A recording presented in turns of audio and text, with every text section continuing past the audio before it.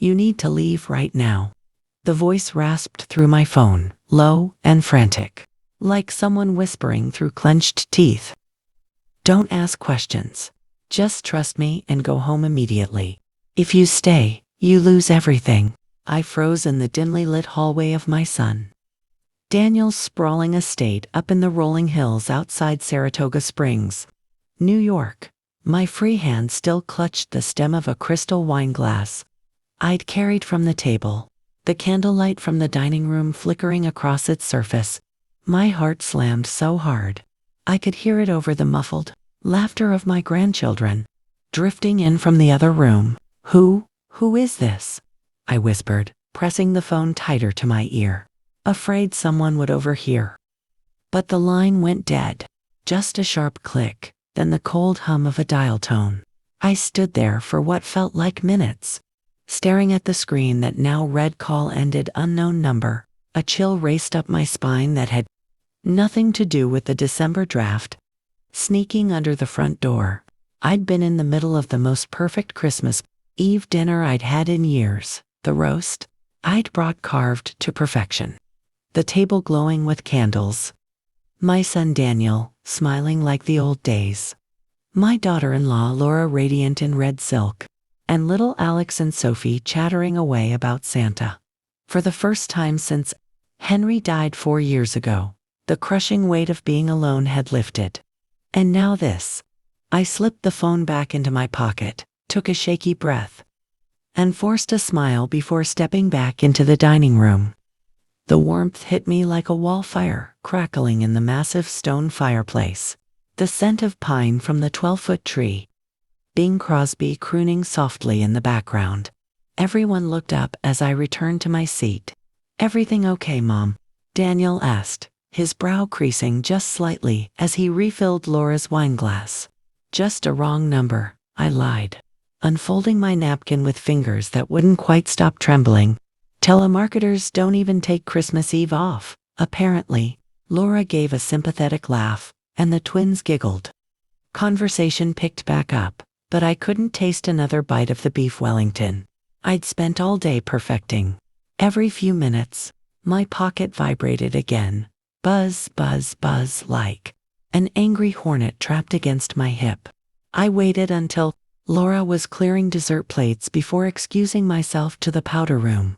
Locked inside the marble angled space that probably cost more than my entire kitchen back home, I pulled out the phone. 5 missed calls, all from the same unknown number. And now texts were coming through. "Go home now.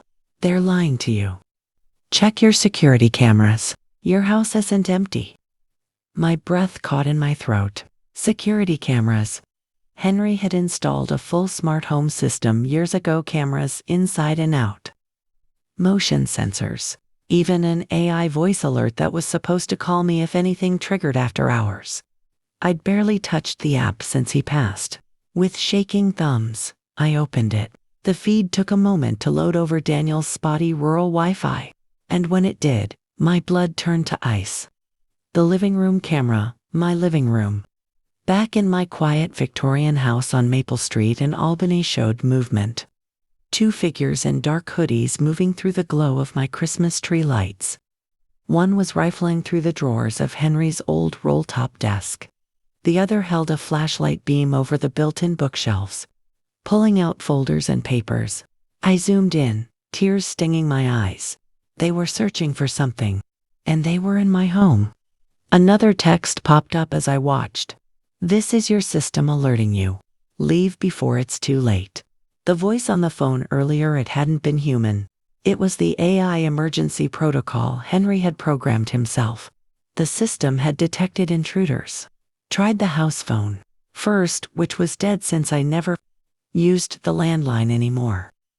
Then auto-dialed my cell with the pre-recorded distress script in that creepy, synthesized whisper. I clutched the marble counter to keep from sliding to the floor. Why was my house being robbed on Christmas Eve? And why had Daniel, after telling me just yesterday that they wanted a quiet holiday without me, suddenly changed his mind and insisted I come tonight? The pieces started clicking together in the worst possible way. I took a steadying breath, wiped my eyes, and walked back to the dining room on legs that felt like water. Daniel was pouring coffee. Laura was cutting into the bouquet de Noël. The twins were playing with new toys under the tree. I sat down, folded my hands in my lap to hide the shaking, and looked straight at my son. Daniel, I said quietly, I think we need to talk. Right now. He paused mid-pour, coffee splashing slightly onto the white tablecloth. What is it, Mom? I turned my phone around and slid it across the table so they could all see the live feed. Two strangers tearing apart the home I'd shared with their father and grandfather. Laura gasped, hand flying to her mouth. Daniel went deathly pale, and that's when the whole ugly truth started. Spilling out one desperate confession at a time on what was supposed to be the most magical night of the year. But to understand how we got here, how a single mysterious call could unravel everything, I have to take you back. Back to the silence that came before the storm.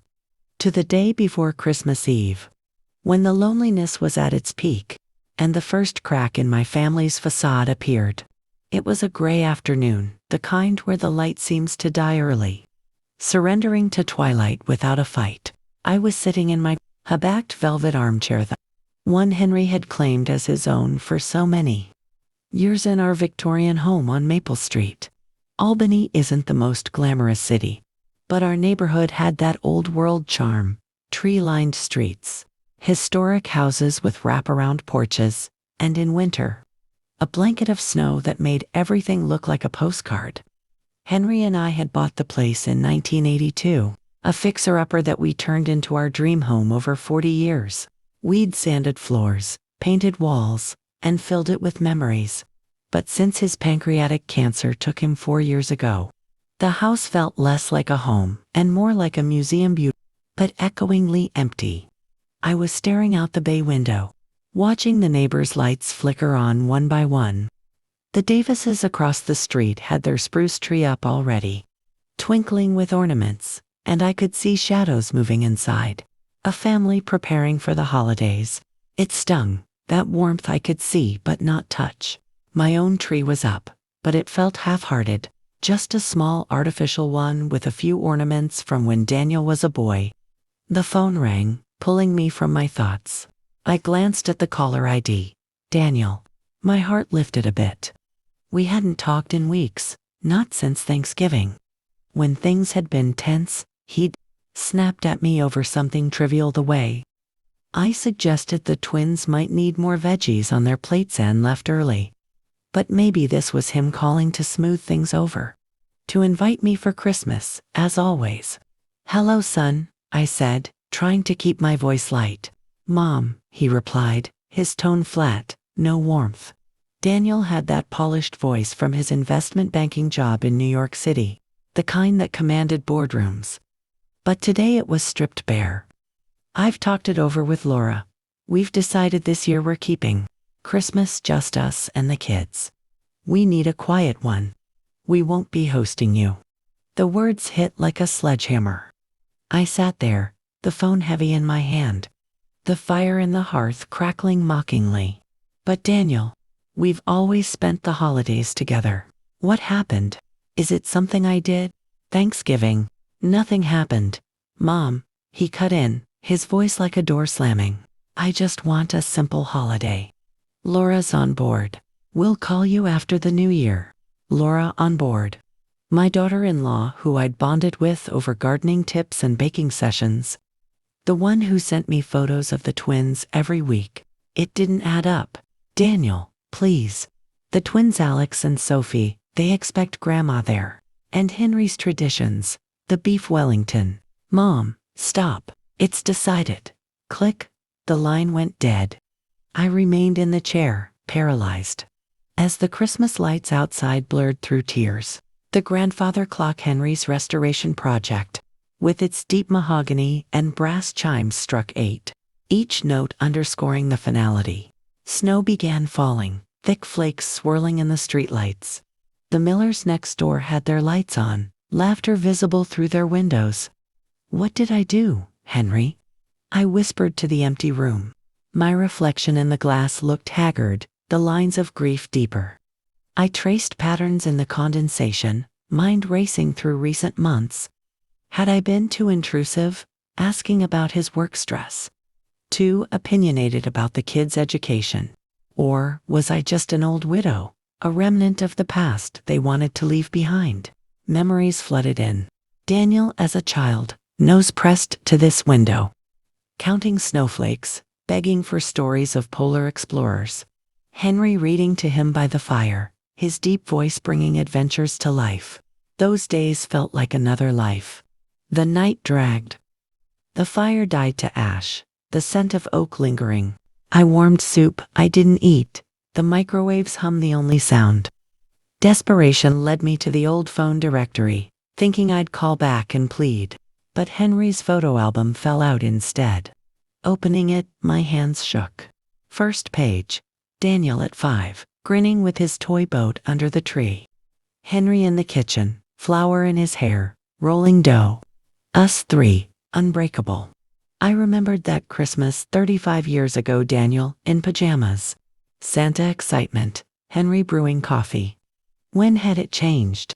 Henry's last Christmas, weakened but carving the turkey. Daniel there only 2 hours, phone glued, work excuses. Keep the family together, Henry's dying words. Had I failed? I placed his photo on my nightstand, bed feeling vast without him. The rejection amplified the emptiness. Christmas Eve morning dawned gray. Oatmeal cooled untouched as I scanned the newspaper. The phone chimed. Daniel, hello. Mom, apologize for last night. Out of line. Stressed from work. Relief surged. I'm relieved. Thought I'd done something. No, Laura reminded me of traditions. Come tonight. Joy bubbled. I'll bring the Wellington. Perfect. Twins want stories. His tone rushed, rehearsed. What changed? Realized my mistake. See you at 6. Click. Doubt crept in, but I pushed it aside. Hours blurred in the kitchen. Searing beef, duxelles, pastry. Hope it's right, Henry. Dressed in green velvet, pearls cool, gifts packed. Drive to Saratoga Springs, estate lit up. Laura greeted tired-eyed. Dinner perfect until the call. Now, confronting with the feed, confessions came. Daniel's debts, bad investments. Hired men to borrow bonds from my house. Laura forced the invite to confess. Police caught them. Night of tears, promises.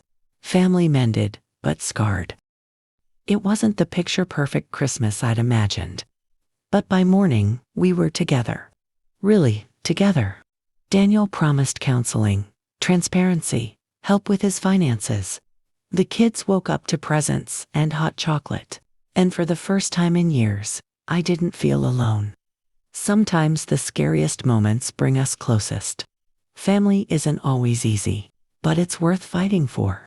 Thank you for listening to my story. If it touched you, made you think about your own loved ones, or even gave you a little chill, I'd be so grateful if you'd hit that like button. It means the world to me. If you're new here, please consider subscribing. It's free. And I share real stories like this every week. Tap the bell so you don't miss the next one.